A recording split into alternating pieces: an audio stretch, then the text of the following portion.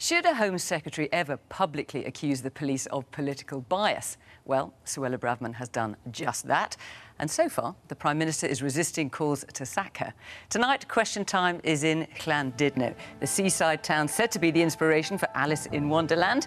Labour run the devolved government here in Wales with a bit of recent help from Plaid Cymru, while the constituency here is Conservative in Wales and at UK level. Our audience here, though, as always, reflects the overall electoral picture of the nation that we are in. And they also want to ask, is the government right to be issuing new oil and gas licences? And why do so many people in Wales have to drive at 20 miles per hour?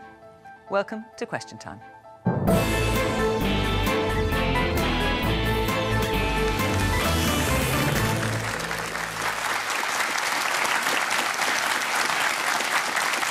On our panel tonight, from the government, David TC Davies, who's been Secretary of State for Wales since Rishi Sunak became PM just over a year ago.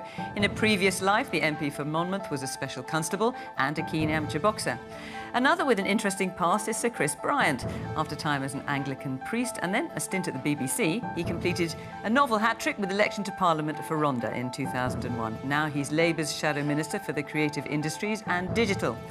The leader of Plaid Cymru's 4 MPs at Westminster is Saville Roberts. Plaid, or the Party of Wales, are committed to Welsh independence and also have just under a quarter of seats in the Welsh Parliament or Senedd, where they work closely with the governing Labour group.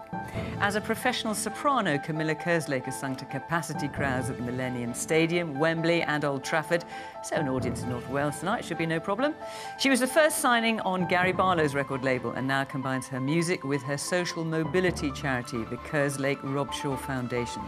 And Anne McElvoy is the executive editor at the news organisation Politico and host of the podcast Power Play. She has a column for The Eye and London Evening Standard and stretches her mind further on Radio 4's Moral Maze.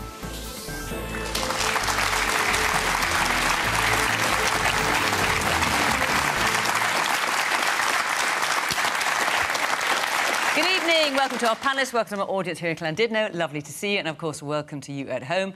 There's always a lively conversation on social media. Feel free to join in, and you can always watch the programme, listen to the programme rather, on BBC Sounds after the end of the programme. So, should we get started with our first question? It is from Karen Britton. Should Suella Braverman go? Well, the Home Secretary's been quite busy. And she, for those of you not fully across it, she has written a piece in the Times newspaper today talking about the pro-Palestinian marches, and she has criticised the police, saying there is a perception that senior police officers play favourites when it comes to protesters.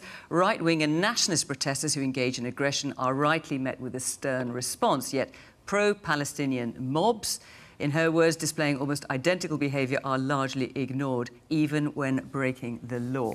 Should Suella Braverman go, David?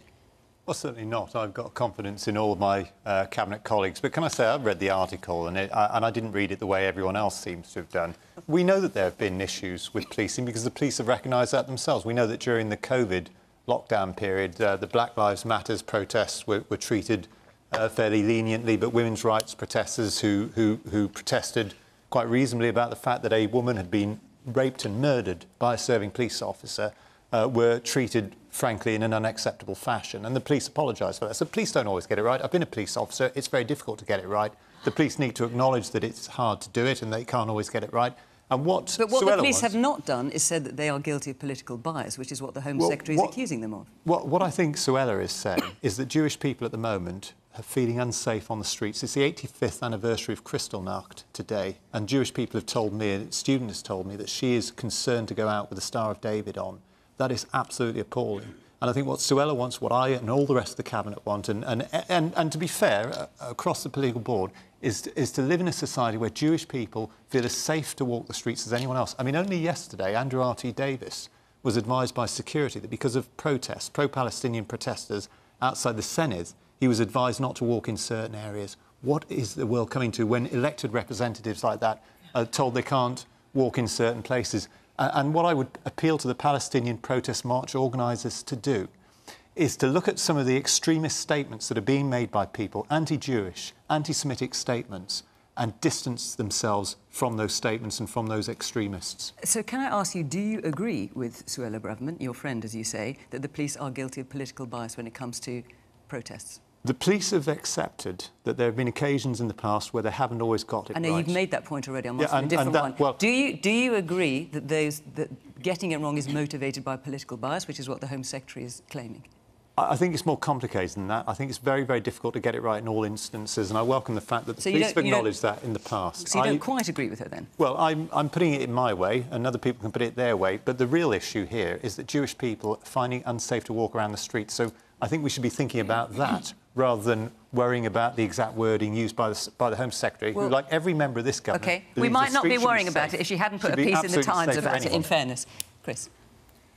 Well, I'll start with the bit where I agree with David, which is that everybody in this country should feel safe when they walk the streets, regardless of their religion, their creed, their colour or their background.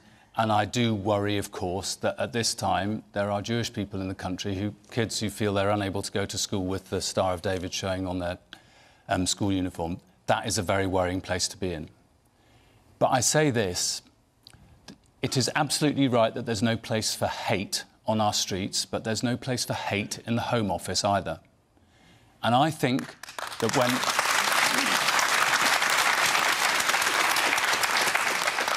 when you're Home Secretary, you have a very special responsibility not to undermine the police in doing their job properly. And that's effectively what she's done. She's not commenting on something that happened 6 months ago. She's commenting on something, a disagreement that she's had this week with the police. And I think the police should be allowed to do their job properly. It's a fundamental premise of our system that politicians don't tell police officers who you can and who you can't arrest. Yeah. We write the laws and then the police implement the laws. So when you say Suella, there's no place for hate in the Home Office, who are you saying that Suella Braverman hates? I think she's shown hatred for a series of different groups over the last few months. And for me, this is not... I've just come to them, but for instance, I think it was completely inappropriate of her to say that homelessness is a lifestyle choice. How can that be right? What are you saying? She hates homeless people? Well, I think she's betraying a degree of hatred in that, yes. And I'll tell you why. Because I've done a lot of work on brain injury. There's lots of evidence from a report in 2019 that a significant number of the people who are sleeping rough these days, and incidentally the numbers have gone up 74% since 2010, are people who've had a brain injury. They haven't chosen to be in that situation. So, but you know, there are other reasons why I don't think she's suitable. So do you think she should go, Chris? Because the question is, should Suella Braverman go? So should the Prime Minister sack her? Well, why is she Home Secretary when 90% of crimes go unsolved at the moment? OK, but what's your answer to that question? Well, I'm coming to it, but why is she Home Secretary when the asylum backlog has gone up and we're spending millions of pounds every week on putting asylum seekers in hotels? Okay. I'll tell you why. Now, I want you to answer the question from Karen. Should she go? And I'll tell you why she's there. It's because Rishi Sunak is too weak to sack her. OK. Should she go? I cannot put it plainly. Yes. That's the question. Right. But Rishi Sunak won't sack her because he's far too weak. He either agrees with her, in which case he should say so. She's broken the ministerial code. She didn't have what she put in the newspaper last night cleared by number 10 Downing Street. And Rishi Sunak is the person who makes decisions about the ministerial code. Of course, he should do the decent thing, but he is too weak. Man here in the grey sweater. She should go, definitely. What people don't understand, these marches, hopefully, will just be pro-Palestinian, no hatred. They're not pro-Hamas, they're just pro-Palestinian people. So as far as I'm concerned, they should have a right to march, but in a nice, peaceful way, and obviously not cause any destruction or violence. That's what they should do, and hopefully 99% of people will do that. So yes, the march should go ahead, and Suella Braverman, whatever you want to call her, should be gone, because in my opinion, she's a racist. OK. I mean, she is not here. That's a very serious allegation. She's not here to answer it. I suspect she would disagree with you, but I hear your point. In my opinion. The woman there in the black polo neck. Mr Davies has said that he stands by his colleague. Does that mean he agrees that homelessness is a lifestyle choice? Well, can I go back to a lot of this? No, do you want to just answer that question? Let's not go on a sort of trip around. Is not a racist. Homelessness is caused by many complex factors, and if you look at what Suella was saying, she was saying that there were numbers of people in certain cities who are using homelessness as a means to try and avoid arrest and harassing people on the streets. That's not all people who are homeless, but obviously we have reduced numbers. I don't know where Chris is getting his statistics from. We've actually reduced homelessness. The words she used were a lifestyle choice. Do you agree with that? That's not what you're for being everyone, asked. of course not. But there are people who harass people on the streets of major cities, and we need to tackle that. And frankly, for Chris to talk about crime and immigration, when at the same time he knows perfectly well his party have voted against every single measure we've brought in to tackle criminality. They've voted against every single measure we brought in to deal with illegal immigration. And we're about to bring in, through the King's speech, measures that will mean that people who commit the worst crimes, rape and murder, can spend their whole lives in prison. And I'll be very interested to see whether the Labour Party, for once, actually back tough measures on criminality. Let's stick to the point, dare I say, These are all which is points that were Karen's raised. question. Yeah. Anne, I'll come to you in a minute. Anne, should Suella Braverman go? I do want to say one thing about bandying about the word racism. I notice it happens increasingly frequently. Racism is a really serious charge. We need to be very aware when we think we're making what we're really saying. And I'm about to say lots of things that are not very flattering to Suella Braverman, but I will say she is a woman of colour in politics who's put herself out there. She probably knows more about racial prejudice than many people who raised the charge against her. That was the good bit. The nicer bit. I do feel that she has overstepped. I think a great principle at the moment, and I'm sure we'll come on to Israel and Gaza, is when things are heated in the public debate, first, do no harm is a pretty good principle. And I know I think we'll have big differences on this panel, we'll have big differences with the audience as well on what should happen. But I do think that what she did by writing that piece, had she not written that piece in the Times, I might have been slightly more on the side. I think she was saying a lot of things about the constitution of the marches, upcoming and past, that we need to be aware of. No, they're not only people who have the interests of the peaceful interests of the Palestinian people at heart. There are people who are marching for that. There are also people marching there who are apologists for Hamas, who are apologists for terrorists or are allowing themselves to be dragged in the tow of that. Many, many people think that Suella Braverman was saying it. What I don't like is that I think her language is too inflammatory. I think she could make her point very strongly without using the words that she uses. And I'm afraid Chris beat me to it here. She has, simply in terms of the political terms of trade, if you go out there when you submit to, as is usual in Cabinet, what you're going to publish to Number 10, to the Prime Minister, and would not accept edits by the leader of her party, who's also the Prime Minister, all I conclude is that she has no respect for the Prime Minister, and her one big aim out of this is to replace him. So, whether I think she should go, I'm pretty sure that Rishi Sunak would very much like her to go, but he did appoint her Home Secretary, so he's slightly So do you think, to Chris's point, do you think she's unsackable then? I don't think she's unsackable, because I think things can, politics, as we know, can turn out to be very fissile and very explosive. It is possible that they'll just have some barnstorming row and that'll be over. But I do think he's probably reluctant to go there, despite the fact that if she were to repeat this or anything like it, there does come a point when his authority would be so damaged by her, you could argue that it has been today. Yeah. You really could. And I think that is, and also her colleagues, we talk a lot about Prime Ministers and Home Secretaries, but the fact is, anyone on the panel who's a politician knows there is collective responsibility. You often have to roll your eyes about things your colleagues say. But I think she has effectively said to the Whip's office and anybody else, I am beyond any discipline in the party. Why should anybody else take any notice? It's very odd behaviour. Man here in the glasses. I think everyone will agree that the problems we're facing with these marches and this hate, it's worldwide and it's massive. It's probably the greatest our generation's seen since the Second World War. If our grandparents came back now, they'd think, have we not learnt anything? And it's not easy for anybody in a Home Secretary situation to look at the police have put their neck out. We just hope that at the weekend that nobody kicks off in a bad way and it gets out of hand. We could, I hope it never happens, but the police does have the ability to bring in the army if it gets out of hand, so they're not overmanned and trying to do it on their own. Well, let's hope it doesn't come to that. Can I just ask, that anyone here who agrees with the Home Secretary's comments? Yes, someone's your hand shot up there, yes. She's only saying what loads of people are thinking. And what are you thinking? I think she's right. She's saying the silent majority. You know, it's really wrong this weekend. It should be left as a solemn remembrance. When she says that the police are basically playing favourites when it comes to protesters, do you agree with that? Well, she shouldn't interfere with the police. I agree with that. Okay. But it's just you don't want the march. Go ahead. Yes, and the woman here in the front. Taking Anna's point about the not putting it through Rishi Sunak, if I'm correct, I heard on the radio that she did submit her article to the office, the Prime Minister's office, and they made some changes, and she didn't submit the changes. What it appears to be, I'm sure more will become clear, is that number 10 suggested changes and she didn't make them. Yes. But do you support, you put your hand up, do you support what she said? No, not at all. Oh, I see. That's what I was calling out for, right. After you'd spoken to that gentleman. OK. Well, listen, thank you for your point. Camilla, should Suella Braverman go?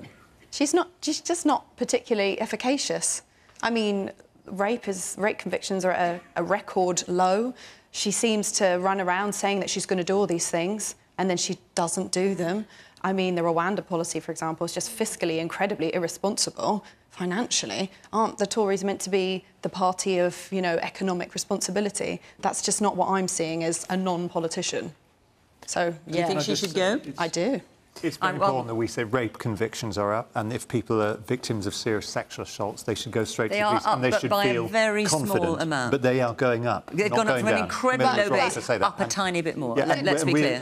Did I not read today, though, or yesterday, that because of overcrowding in prisons, they're going to release stalkers early, revenge porn people early? I mean, this ruins people's lives. You're not protecting women. What you would have read is that those who commit serious sexual offences will no longer have the right of early release, and I hope that's something that everyone will support. And those who commit rape and murder will spend the rest of their lives in prison. Now, you know, if you want to ask a tough question, why is it that the Labour Party won't back more prison places? Why are they opposing more prison spaces in Wales, which is what they're doing? I want you to let Liz actually answer the question that has been asked, prisons and we're putting more people inside for longer. Should Suella Braverman go? Yeah, and why is your government cut the budget for prison and probation by 11% in real terms? Yeah.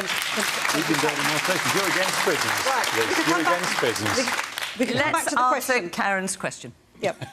Somehow let's be old-fashioned about it. Let's try and answer the question. Managed to sack Suella Braverman, but Rishi Sunak hasn't got the backbone to do it over what I think are way more serious matters. And let us remember what people are marching for on this Saturday. This is Armistice Day. The meaning of armistice is ceasefire. These are people who are calling for a ceasefire. And alongside everything that's been said, we've got to remember that we're here in Wales. I was speaking to the Muslim Council of Wales on Monday.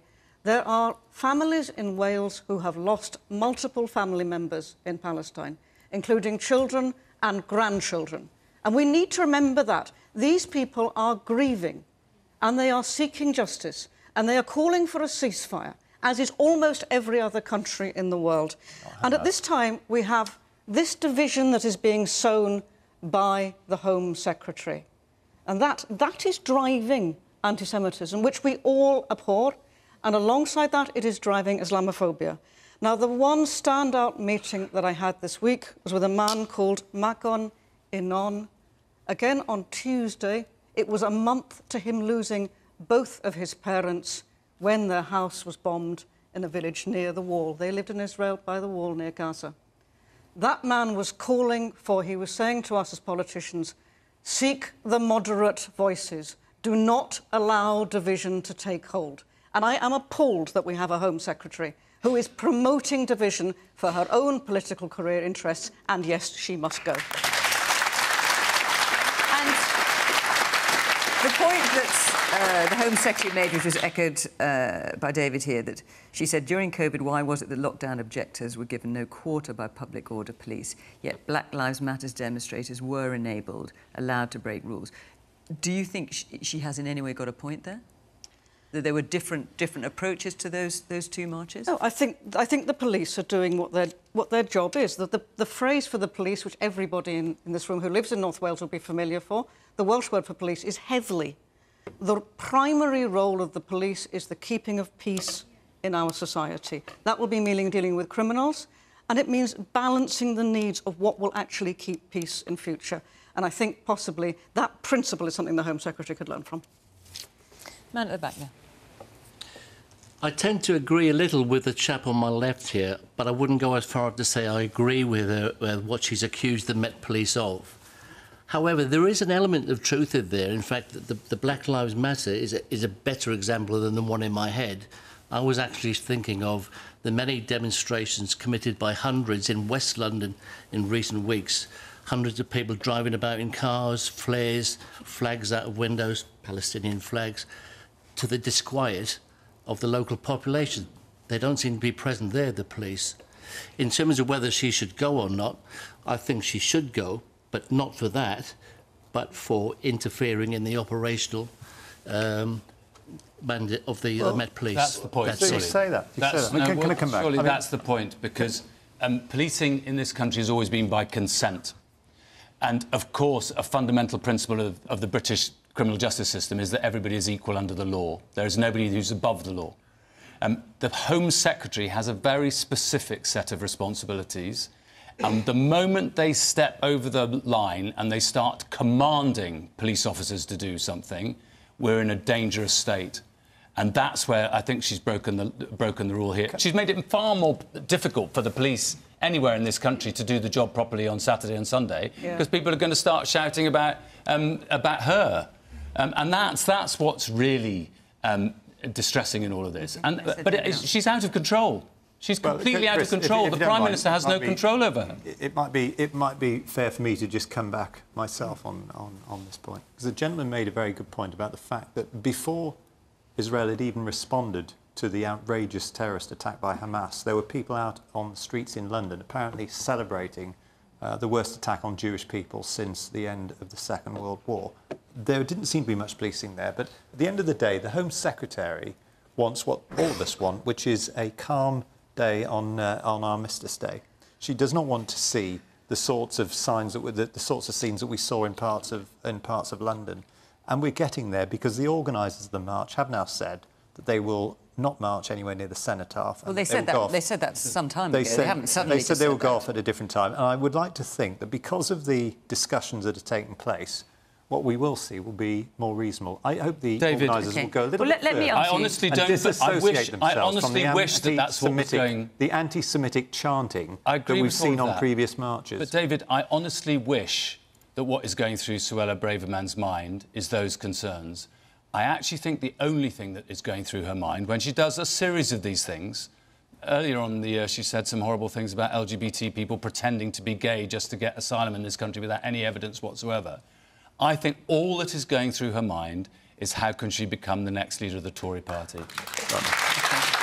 Let me just ask you. Not a thought that ever went through the mind of Labour politicians. Let me just ask you, David. It's never gone through mine. Let me just ask you, David, because Chris raised the point about breaking the Ministerial Code. The Ministerial Code is perfectly clear that if a minister is going to make a public statement, put out a press release, give an interview, it has to be cleared by number 10. Number 10 are making it clear tonight that Suella Braverman has not done that. Has she therefore broken the Ministerial Code? That's a matter for number 10. Oh, come on, give us your opinion, David. No, I mean, your government. I can't possibly clear every single thing I say and do with the but an article in the Times of that prominence? Do you know, I just think that the bureaucracy around how things get signed off is lost on most people. What are we trying to achieve here? Well, no, I'm just asking a very simple question. Has she broken the Ministerial Code? I have no idea, to be honest with you. I have no idea. Do you not know what the Ministerial Code is? I do know what it is. I've read it. It's a great big long legal document, and I can't start interpreting whether various other people have done it or not. What I support Suella on, and all members of the Cabinet, is saying that those marches need to be a bit more respectful than they have been. That's the real issue. The Ministerial Code matters. You can't just dismiss it by saying it's a long document. I'm not dismissing it. I'm not in a position to start making rulings on it. If you are in government, you have a handle, you have a means of affecting people's lives.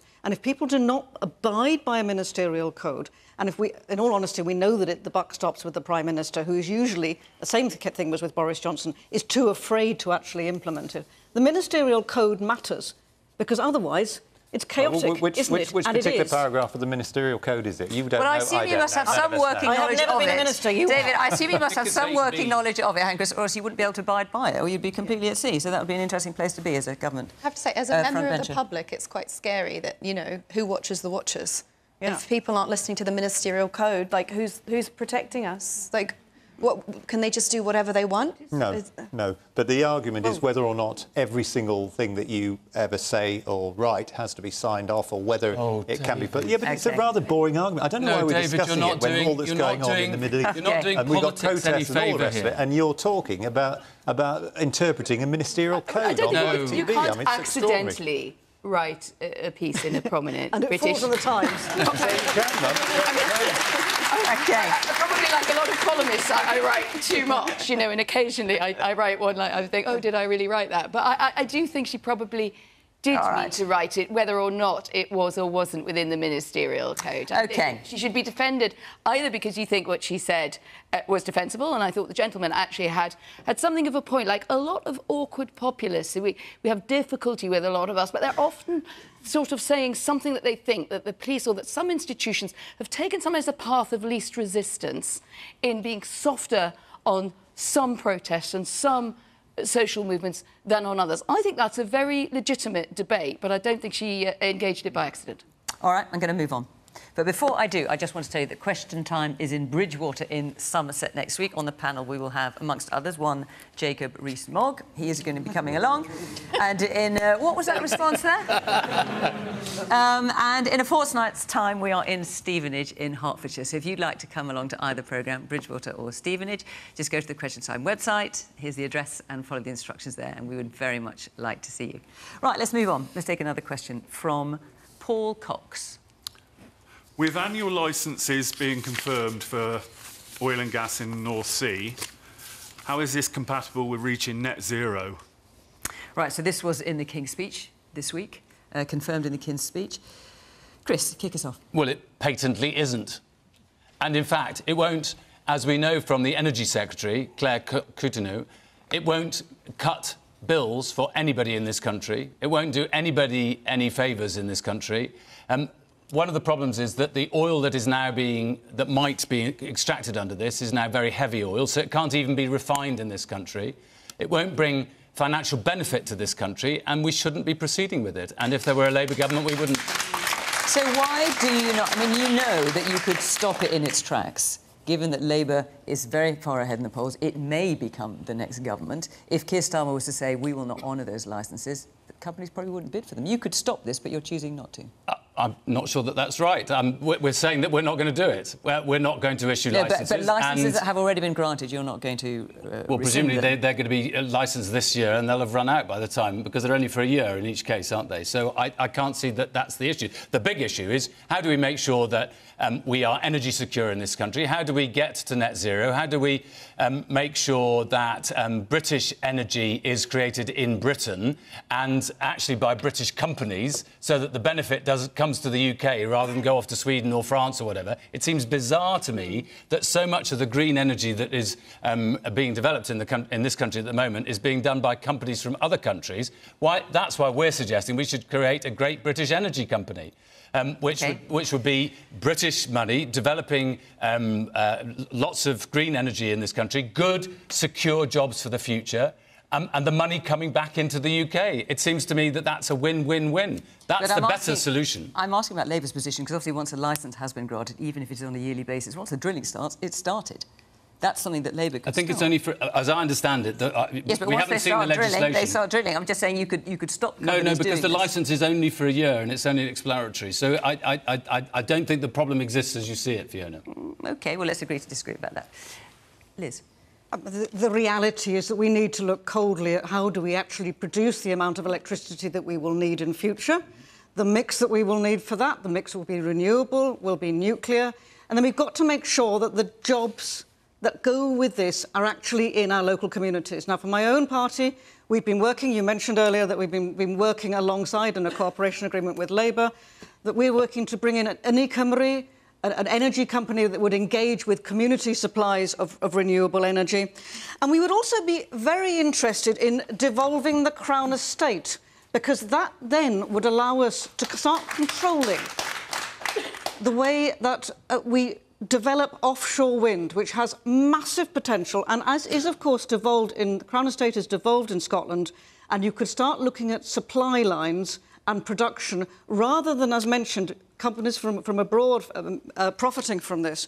And particularly for Wales, where we're in a situation where, historically, we have produced more energy than we actually use, we actually require, but we have not been paid. We have not been able to grow our own economy on the back of that. There's some really exciting opportunities here, But we need also to recognise, from a government that has made the funding as difficult as possible, that central government has to enable the infrastructure for this to take place. And the dithering that I have seen since I became an MP in 2015 has frankly been, it's so depressing when we see this as an urgent thing that's coming down the track to us.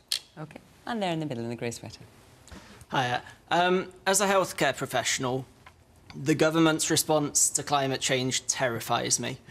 It is the greatest threat to human health that the UN has declared. We're seeing currently unprecedented droughts in the Amazon. We're seeing the collapse of the West Antarctic ice sheet. We're seeing the collapse of the Greenland ice sheet. We're seeing sea temperatures rise faster than ever before. This is killing people in their thousands across the world on an annual basis. The UK government, or rather the Welsh government, was the first government to declare a climate emergency. When are they going to start acting like it is an emergency? David. Well, first of all, there's been a huge reduction in the amount of carbon emitted in the UK since 1990. A huge, well, I mean, that statistically is correct. I think it's about more than 50%, but you can look it up. The second point is that there's been a huge increase in the amount of renewables and the percentage of electricity that is generated from renewables. And again, you shake your head and say, but you can look that up on an app. However, we are going to need oil and gas until 2050. We've set out a pathway to get to net zero by 2050. We can't just stop using oil and gas overnight. We can decide whether or not we wish to import it from countries across the world, many of which are in quite unstable places, or whether we wish to make use of the oil and gas that lies off our own shores. And in doing so, we increase our energy security. Exactly we increase how? the amount Just of money that explain goes to the Treasury. Exactly how do we increase energy security by doing that? Because there's a certain amount of oil and gas in the world that's going to be used, and frankly, if it will all go onto an open market. Exactly. But how does it increase our in the worst case scenario, if it's coming from British shores, then Britain can make use of it. But more importantly... Hang on. No, wait a minute. Before you finish. No, that's really important. No, I want you to answer that. You can make them in a moment, but just... OK, as long as I can make them in a moment. The government often talks... Hang on, Liz, wait a minute. As long as I can make them in a moment, because we haven't quite finished yet. The government talks about energy security. So just because I genuinely can't quite grasp this.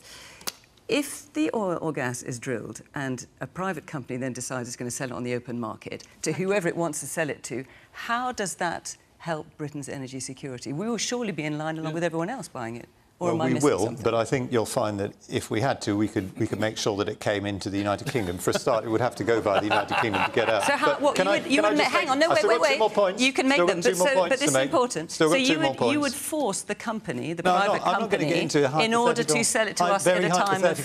Very hypothetical. Well, you say it would increase our energy security. We're not there, I'm just trying to understand. Well, we're not there yet. So the other point I wanted to make is there are... Have you understood it? No, they're saying. Well, perhaps this is easier to understand. There are 100,000 jobs tied up with the oil and gas industry in the United Kingdom. 100,000 people would be thrown out of work if we stopped drilling for oil and gas. And secondly, there are billions of pounds of revenue which flow into the Treasury whenever we sell that oil or gas increase abroad. In taxes. Billions and billions of pounds, which can be put into the health service or to other public services. And there are people who cannot afford their heating bills, their energy bills this winter, and you are still selling it to the highest buyer abroad. You, Liz, with all due respect, your party wants to scrap nuclear power. You want to get rid of nuclear power. Your party does. I don't suppose you do personally, but that is your party's policy. Chris wants to get rid of the oil and gas industry, and I'm just saying we need that stuff until 2050. David, can I just and there are a lot of jobs and a lot of money tied up in it. Can I just ask you one thing, David? You, in the past, I don't know whether this is still your view, but you said that man-made climate change is in doubt. No, I've never said that, Chris. Have a look at every speech I've made on the subject, and you'll see that I've qualified it. I've qualified it every single speech. I've said that CO2 has an impact. So you slightly think it? No, I've said in every single speech, Chris, you know, I love the fact that you want to look at my speeches. Have a look at them. Every single speech I've made, I've said CO2 is a warming gas and obviously has an impact on the climate. But I don't agree. But you don't think there's a climate emergency? I don't think we should be shutting down our oil and gas industry. You don't think there's a climate emergency that we need to take seriously? I think we can get to net zero by 2050 and we're taking it very seriously indeed. Look at what's going on in West Wales with all the floating offshore wind turbines. But you won't devolve around the States, so we get money for it. Let's hear a bit more from our audience, because that's why they're here. The woman here in the front. I think Labour government made it worse. You've now put our roads down from 30 mile an hour to 20 mile an hour, and we are shooting at emissions, and nothing more but emissions, and making it worse. We're going to come to that. So hold your fire. Hold your fire. Yes, the person there in this maroon shirt, I think you've got one with the glasses, yeah. One of Wales's greatest assets is the coastline. Is either of the major parties brave enough to fund development of tidal power. Tidal power, OK, we'll come back to... And then right at the back there, a man in the maroon sweater, yeah, also with glasses, yeah. There's a balance between climate change and there's a balance between employment. As the gentleman mentioned, that with offshore would cost potentially 100,000 employment positions, then we see already the Scunthorpe Steelworks are going to lose 3,000 employees as a result of turning to clean energy. South Wales will also lose 2,000 to 3,000, and then the Welsh Government have now succeeded in closing down the last coal sort of mining in that area. There has to be a level. If the UK is 1% of energy efficiency, then there's a time where we've got to consider the man in the street, the woman in the street, as well as the climate for our children for the future. OK. Camilla. Is confirming annual licences for oil and gas in the North Sea compatible with reaching net zero? Oh, absolutely not. It was as like a younger person. I have a 2-year-old. I'm terrified of the future. Also, you know, why invest all that money into what we know is a finite resource? We know there is only a certain amount. There are issues with refining it. It's going to be sent to other countries to be refined. Whereas if we could invest in wave power, in like wind power, can we not create the jobs around those industries here for something renewable? And infinitum, it seems quite short-sighted. OK. Woman here in the front. I completely agree, and that was also my point. You're talking about closing down of fossil fuel industries, and if we were to actually see that as an opportunity to invest in a green economy and create those jobs around it, surely that would be a way to ease the transition of that. We can't stop using oil and gas overnight. It's going to take 20 or 30 years to do it. And why would we want to sack 100,000 people and then increase the amount of energy that we're bringing in from unstable parts of the world, which we're already doing at the moment? Why would we do that? Anne? I would say what underlies this, and it's a good question. Of course, it's incompatible, but the geopolitics of the world are incompatible with many things at the moment. You know, the great goods that we'd all like to go hand in hand and all turn up at the same time are proving rather elusive, and this is one of them.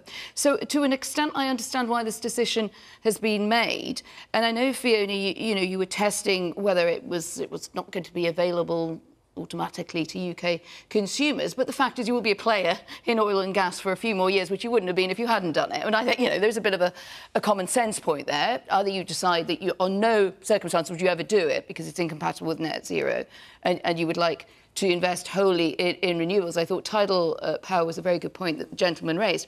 But there is a problem. The gains of these things are much further down the line than the situation we're in right now. That's why there's a problem. It's not just like the government went eat cuckoo overnight. It's capable of doing that, but I think not on this issue. I think there is a real challenge here, which is how do you do this? And I can't half agree with David. I think what will happen, I think it will be phased out sooner, but we have high oil and gas prices in the world for reasons that probably most people will grasp: war in Ukraine, instability in the Middle East, and that could get worse. I'm not surprised that the UK wants to have a transitional use of this. If you look into the legislation as I read it, or the proposal, it does say that will be reinvested in renewables, in more wind power, and in driving that on. I would say, well, let's see more of that. Let's see if that's really doable. But we're not the only country that is fudging away like this. I've just come back from Germany, whereas we know the massive kind of pivot from Russian gas has ended up with them reopening coal. Now, I'm very happy we're not reopening coal in the UK, and I think this is the lesser of two evils. Do you want to just answer quickly the point, David, about tidal power? You asked well, about the why government we're not are investing in tidal power, but tidal power comes in at around £200 a megawatt hour, which is about 4 or 5 times the current rate. We're also investing a huge amount in wind turbines, offshore wind, which the price has come down on that to a level that actually makes it quite difficult to get people investing in tidal energy as well. So there is the point is there is a huge amount going on, but we're not going to be able to switch over to generating all of our energy from renewables overnight, and we are going to need oil and gas over the next 30 years. And I don't want to see 100,000 people needlessly losing their jobs while we bring the oil and gas in from other parts of the world, which are not stable, which answers your question as to why that helps us. because we don't want to be dependent on unstable parts of the world for our energy. But just imagine if in this country we actually had an industrial strategy. But we've got one, Chris. Which decided... No, you we've got one. We absolutely have. Look what's happening in Port Talbot, Chris, just down the road from you, where we are spending £500 million to create an electric arc furnace. It's going to save 5,000 jobs and the supply chain, and £100 million to support people who may lose their jobs as a result. That's an industrial policy, Chris. 2,000 people are losing their jobs down there, and another 3,000 elsewhere in the UK, and we're not going to be able to produce our own virgin steel in this country because you've not decided to act. We never could, because we had to import the iron ore, Chris. David, please just let me finish a sentence and a half at least. Just imagine if all the wind turbines that are on the mountains in Wales were actually made in Wales. That'd be a strategy, wouldn't it? Because that'd be jobs for people in this country, and it'd be money coming back into the Welsh economy and into the British economy. And I would also like to see us insulating homes properly in this country. That would also be jobs, serious jobs for people in this country, and that would more than meet the 100,000. But you need to have a government that is determined to have an industrial strategy where we build things in our own country. Is that a spending commitment then? I mean, look, you know, everything you've said is you've said about 4 kind of almost spending commitments in there. You have to admit it's not as simple as saying all of these things need to happen. Your Labour, I think, very reasonably came up with a green jobs strategy. Yeah, and that's exactly what I've just laid out. And it had to push it 2 years down the line because it couldn't afford 28 billion a year. We are in a really bad position on public finances, and to simply say, well, we can just absolutely have all these gains when we want them, and if only you just got rid of the Tories, it would all happen tomorrow. I think you know that's not quite the way. Well, that's why I didn't say any of that, and so don't. No, I didn't. You said I said very specific. I laid out specifically what we want to do if we get to form a government. There's no guarantee that we'll get to form a government, but we would like to form a government. And of course, everything won't happen on day one. That's not how the world works, and I didn't ever suggest that it would. But if you had a government that started on day one to have a plan to put it in operation, then you might actually change the way this country's economy works. OK. I'm going to stop it there, because I'm going to move on to far and away the most popular question of the night. We know what this is. Raised already. So, Valerie Gregory, is that you? You're not Valerie, are you? Valerie Gregory, where? I'm here. Oh, right, OK. There we go. Let's have your question. OK. Should the rest of the UK follow the Welsh implementation of a nationwide 20 miles per hour speed limit? Right. Now, I don't need to tell any of you this here, sitting here, but for those not so familiar with it outside Wales, in September, Wales became the first nation in the UK to impose a 20-mile-per-hour speed limit on all residential and built-up areas, with a few exceptions if the councils want to do that. But basically, that's the well, OK, you can correct me if I'm wrong, and that's 35% of all roads in Wales. Is that not right, then, Liz? Well, the county in which I live, Gwynedd, made 85 exceptions to this. So the sense that it... Out of how many roads? Well, that is more than the communities that we have. So that is 85 exceptions, and that is higher than any of the other counties of North Wales put together. Now, where I would question how a Welsh Government has handled this is the imposing from above. But when I drove here from Crewe, the whole of Crewe was 20 miles an hour when I went down the high street. This isn't just happening in Wales. Now, I do have an issue, and I do understand that people have an issue with this being imposed from above, and I think that it will be important to make sure that we can put more, that it becomes relatively easy when communities choose that they want to raise their speed limit from 20 miles an hour to 30 miles an hour, that they're able to do that. But it does interest me that road traffic accidents are the largest cause of children's serious injury in Wales. And that is children who are walking and cycling. And that when it comes to the consultation, which Welsh Government should have done with the communities, I expect the community councils and the county councils to ask parents, to ask cyclists, to ask walkers, do you really want these to go up? But the other question I would ask... So can I just be clear, Liz, because you supported this policy, didn't you? Well, the county in which I operate is the one that has brought in the highest number of exemptions. But what I mean is Plaid has supported this policy. I mean, it's just you're talking as if this was something and the Welsh Government brought in, which has nothing to do with Plaid. But Plaid absolutely supported it, and also, before this came in, there were Tory Senedd members deeply supportive. Now, I must say one thing also. We're discussing this, and I know that the Tory members a member of this panel will probably address this issue as well. Well, I hope but there are no Senedd members here to be held account for this. I think if we're going to be talking about something which is, since the Uxbridge election, the Tories have been making an awful lot of directing towards drivers' interests. But you can obviously speak for Plaid, Liz. It just sounds like you're... I am. Exactly, but it just sounds like you're suggesting that you think Plaid have perhaps got this wrong, that they should have... No, it's a top-down consultation that has not worked. Anything that saves up to 10 lives a year from traffic accidents, I'm in favour of it. All right, well, let's go to our audience, because I know lots of people... Should we come back to you, madam? Because you clearly feel very strongly about this. Right, I'm going to say this, that I'm speaking on behalf of near on everybody in Wales, including that the is quite a claim, if I may say. I'm doing it. I'm 465,000 plus signatures on a petition that Mark Drakeford has chosen to just say, no, he's not changing it, OK? So why, then, have you spent £33 million on this project where National Health, the NHS need help, the emergency services need help, potholes need doing in our roads, dental care is horrendous. I had my granddaughter, who I have custody of with my grandson, in the summer, 5 weeks in pain. And every day I emailed my surgery, I phoned my surgery, no appointments. In the end, I had to take her overseas to be told the treatment should have been done weeks prior, and it cost me $575, and she had to lose a tooth and have a filling. Can you answer that? Can you honestly answer that? The NHS is dying because it's got no money. You waste £33,000 on signs that you're now reverting back to 30 million from 20. 33 million, actually. Yeah, yes, million pounds, beg your pardon. OK. OK, so the NHS need help, emergency services need help, dental care need help. Do something about it, please. All right. The man here in the glasses. I also live in Gwynedd, and I agree also that the way it's been implemented there is good. I do object to this constant use of a blanket imposition, which is not. It's certainly not in Gwynedd. Also, as an ex-police officer, I have unfortunately seen the devastation caused by accidents involving children, involving and fatal accidents that could have been avoided with less speed. I'm not talking about support it in principle? I do support it in principle, yeah. I mean, I'm not saying, for 20 to 30 mile an hour. I'm talking speed in general. And if any of us drive constantly, you will see that speed is an issue, and anything to be done to be tackled that is very important. Woman here in the grey.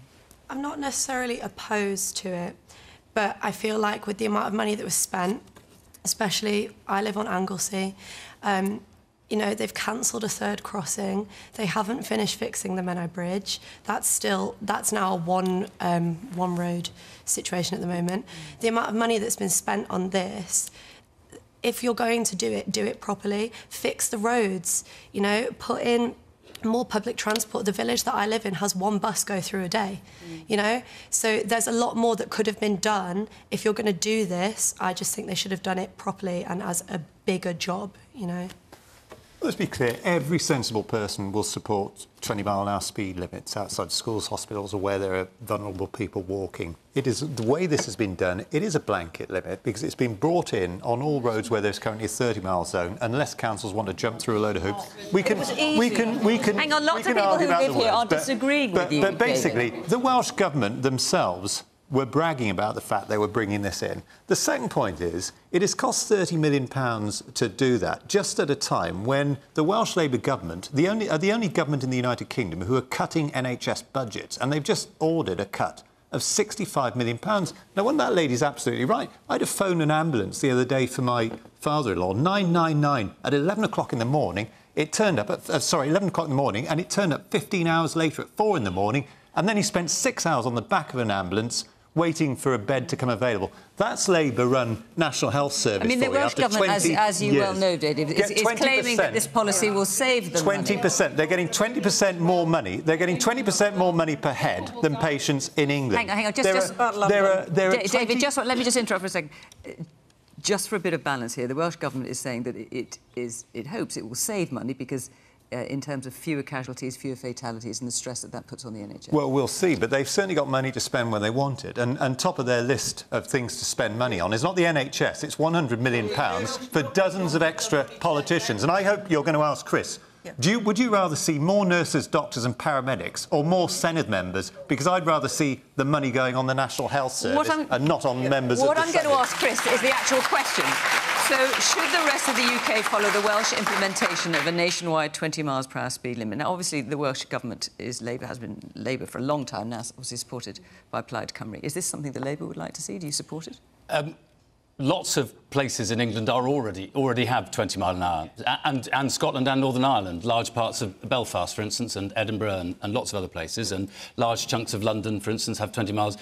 Rishi Sunak's constituency, his local Conservative council, they're implementing 20 mile an hour speed limits in their area, and there's a good reason for that. If you just look at this constituency, I've got the figures here.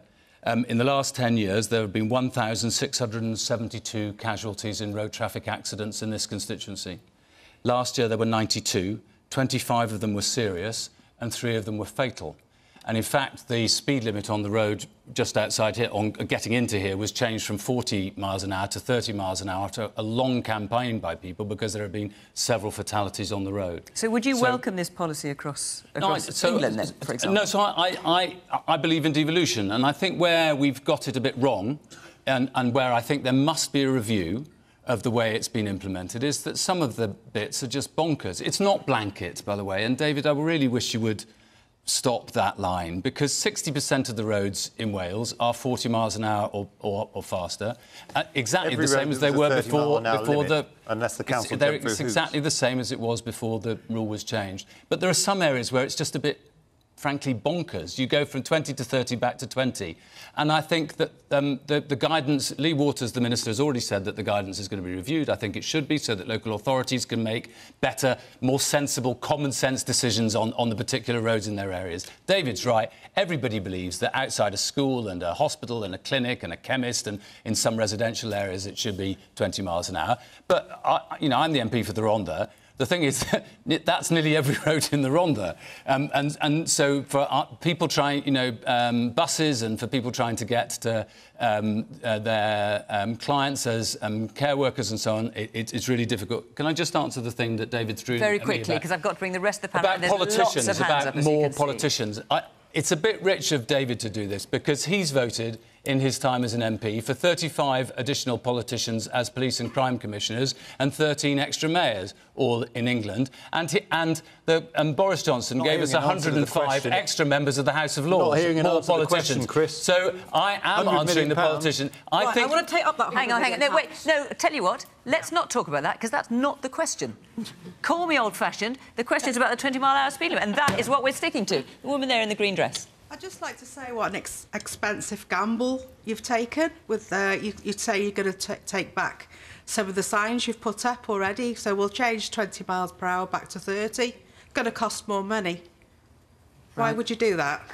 Why didn't you think about it first before implementing and putting it in force? All right, Camilla, what's your view on this? I remember when it came in London, and initially it just seemed absolutely nonsensical. It's especially, I do agree with it past schools and all that kind of thing, but on a Sunday there's no kids there, and it was, well, there might be football clubs and that kind of thing, but it was quite irritating, and it was quite a lot to get your head round. But we did get our heads around it. It's not all the roads, but it is a lot of the roads, and we did start seeing a lot less fatalities with regards to children getting hit or, drunk drivers veering off the road and taking out someone just trying to walk.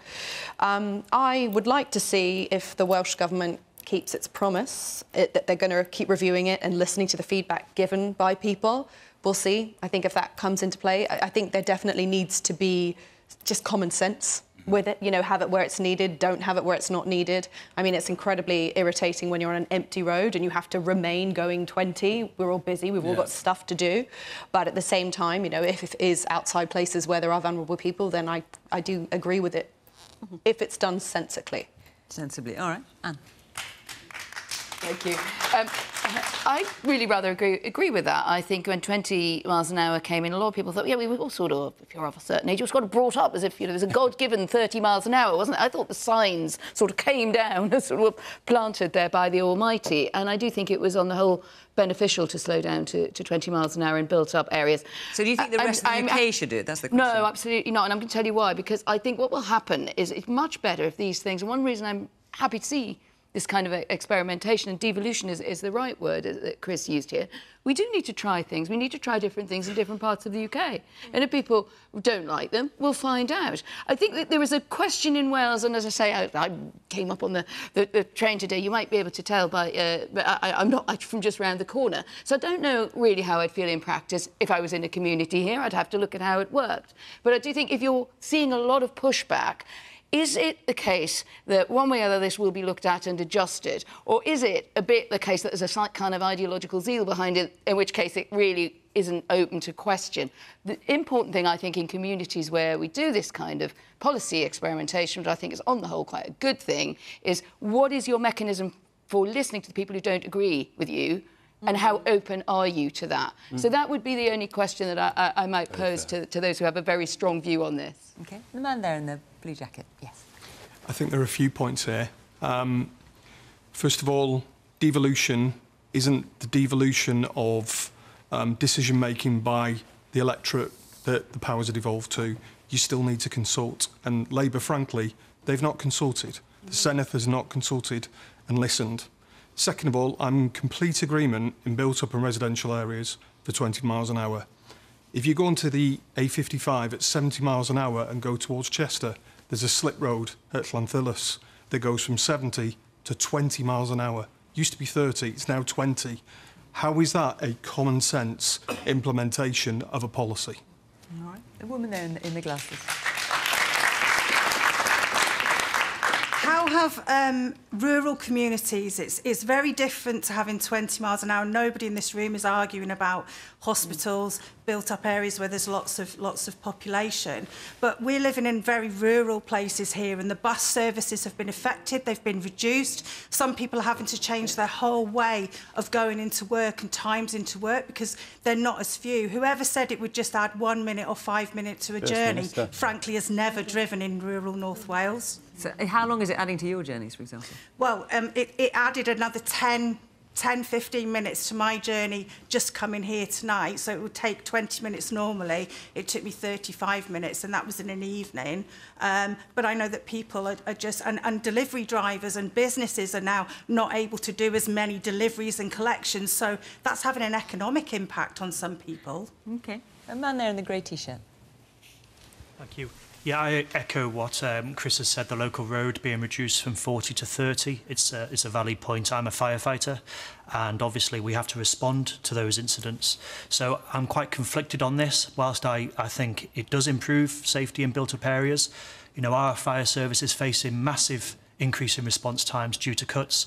And North Wales being as rural as it is, those firefighters have to respond from their homes. So they are abiding by a 20-mile-an-hour law too, which increases response times to try and help those people. Presumably when you're blue lighting it, you go... No, because they respond from their homes in their cars to get to the station. Oh, I see, to get to the station, I've got That's right. So whilst I can...